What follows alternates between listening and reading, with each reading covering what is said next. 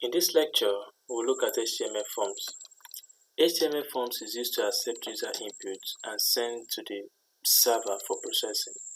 Now, whatever backend technology you might be using, say for instance PHP, JavaScript, Python, whatever backend technology, the HTML form accepts the user inputs and sends it to the backend technology you're using for processing. HTML form is defined by the form tag,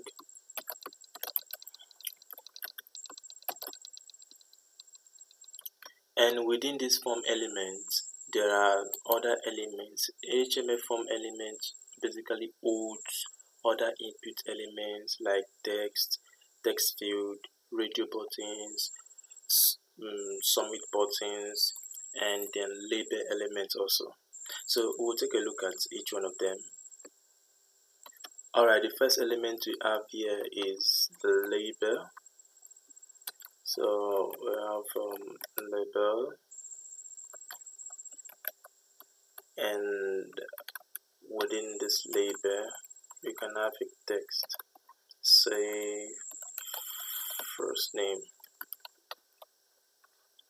and let's have an input field. So this is what gets the user's input. So an input field, and an input field or input element usually comes with attributes. So the first attribute is the name attribute. So the attribute must have a name. So let's call this first underscore name. Then it usually have the type attribute. So this should come first, but not necessarily, but it's more like the conversion. So you need to define the type of input that you're receiving from the user. So let's call this text, right? So it's going to receive a string of characters, right? Text, a string of characters, right, ranging from A to Z, 1 2 3 4 5 6 7, or alphanumeric, right? So this input is going to receive such string of characters. So let's save and reload our browser. Now you can see we have our label here, first name, then we have our input here. So you see it receives characters 1 2 3 4 5 1, etc. So let's create other forms too with different input value. So we'll create another label here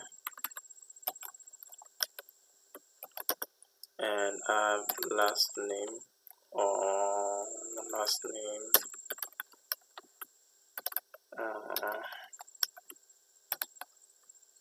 copy this over here and change the name to last name, and the input type, text.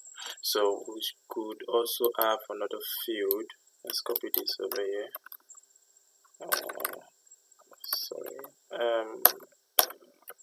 Place it over here and have this save as email. Then the input type will be email since we are writing HTML5. And you can change the name. The name of this input should be any name you wish to call it, but let it be distinct, right? It shouldn't be the same. If you're not collecting data for just that same input, it shouldn't be the same. Now when we reload and when we save our file and reload our browser, you can see, oops, now you can see this is scattered everywhere. Let me increase the width of my browser. Alright, here we go. So we have first name, last name, email. Now you could see that I will get an error. Oh, well, I need to add a button first before you can see that error. While trying to enter the wrong value right in this email field. So let me enter other input field. You know what I'll do? I'll just copy and paste, not to make this video so long. Alright, so here are the two additional fields I added the phone field, right, with the input of type number.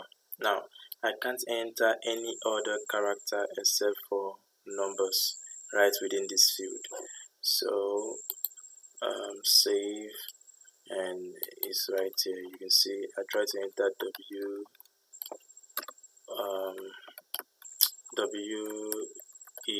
although E will display because you know something about the exponential, right? So E will display, and I try to enter another character, but when I enter the numbers, you can see they are displayed here. Now I also added the text area. Now I need to, what if I need to add more text to my input, right? It's everything looking so disorganized and you can't see, you have to scroll down. Why not just have a larger or a rich text area, right?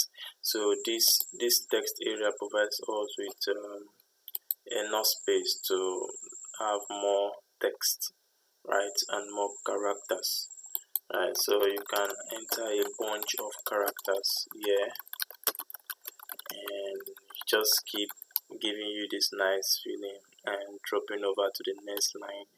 Then you could also scroll up to see what you've written or what you've inputted in this field. Alright, now you see, I don't like how this looks, so I'll just add a break here, and also here, and here, and here. Alright, now reload. You can see now they're on a new line, right? Each text field. Beautiful. Now we're not done. We still have what we call a checkbox. Alright, let's have that. Alright, I added checkbox 1, and this input type, I gave it a checkbox, right? So when this is introduced, it automatically converts to text that we have here. So then I named the checklist 1 and added the value bag. Let's have this pen, and we have paper. So please pardon me, we have paper. So now checkbox, just as the name implies, you just need to check. So there are many options you could check, and you could check one of many, or all, or none, right? So all you need to do is to have that checkbox displayed in your browser. Just introduce this checkbox in the type attribute of your input element. Alright, now I also added the radio button. So all I need to do is to add radio to my type element of the input. But notice here now the name is the same.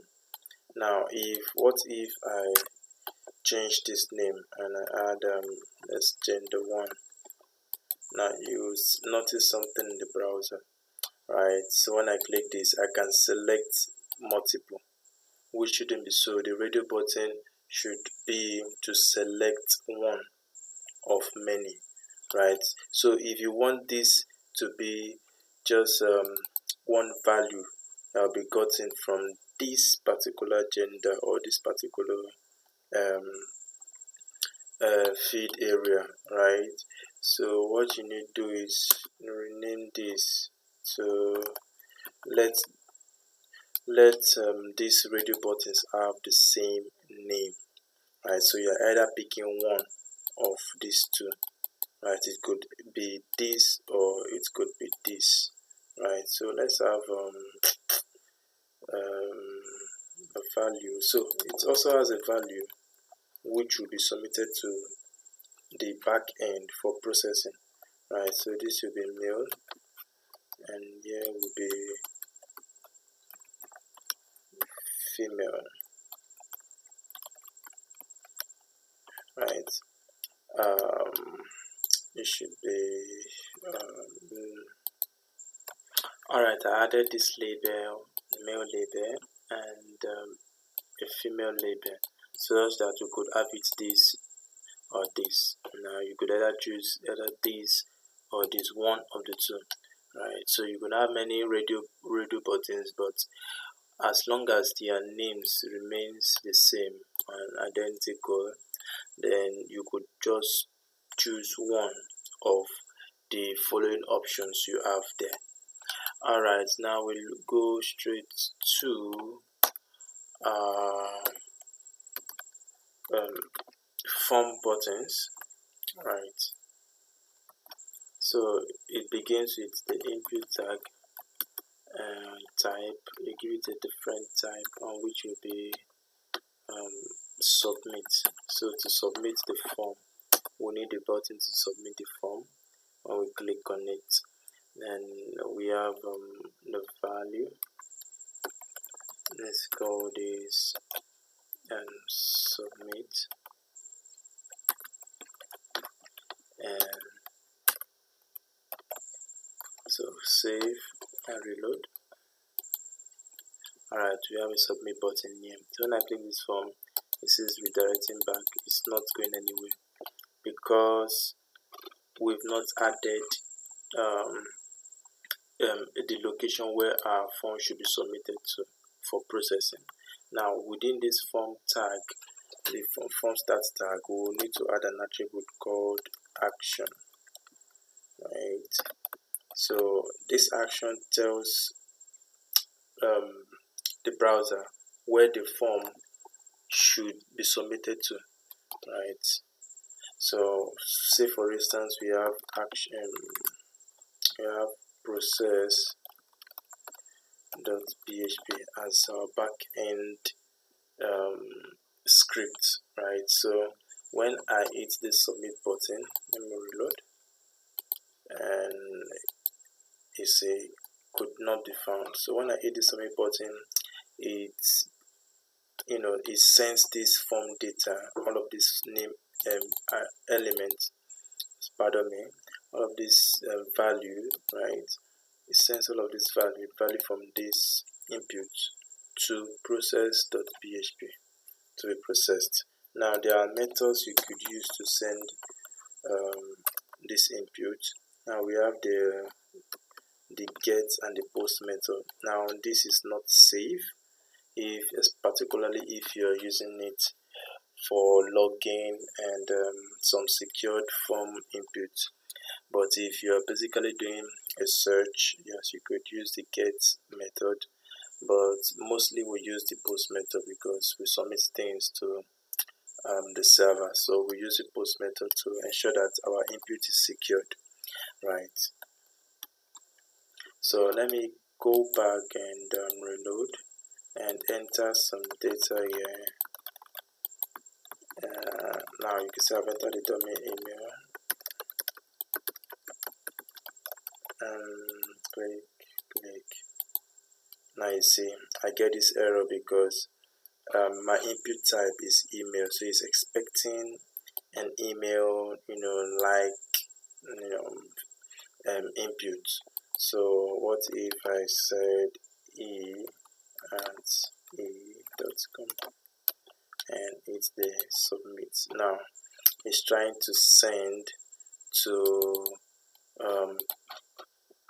process.php, but the file doesn't exist. So that's basically one more thing I need to tell you about the label and the form input. Now sometimes the label comes with the form attributes, and it's telling us, okay, what inputs is this label for? Now you need to ensure that you specify the for which input. Now we need to have an ID here, right? Oh, sorry about that. We need to have an ID which distinguishes each input, right? It distinguishes each input. So the name can be the same, but the ID can't be the same. It distinguishes. It makes each input distinct, right? So let's have first name as the ID here. So now the four attributes here must always match the ID of the input here, right? So that this label knows what input it's meant for, right? It's attached to, is binded to, right? So the four attributes here should always match your input ID. So you could also fill the rest and save and reload. Oh, sorry, one more thing. We also have the inputs. We also have button. So it also provides us with a clickable button too. What else? Value. Yeah, we need to have a value. Now we do have a value, and you should just say save. Right, save and reload. Now you can see we have another button. So you could either choose to use this or use this. Now when you hit this, it just gives you a button that you can click on, right, within the HTML forms. But this, when you include submit, it tells you are indicating that you need to submit this form. You need to submit this form to this action here, right? But this just creates a button which you could use, right, and which you could click on in your HTML form. I guess that's all of it. Yeah, I'm pretty much certain that should be all about HTML forms. Alright guys, thanks.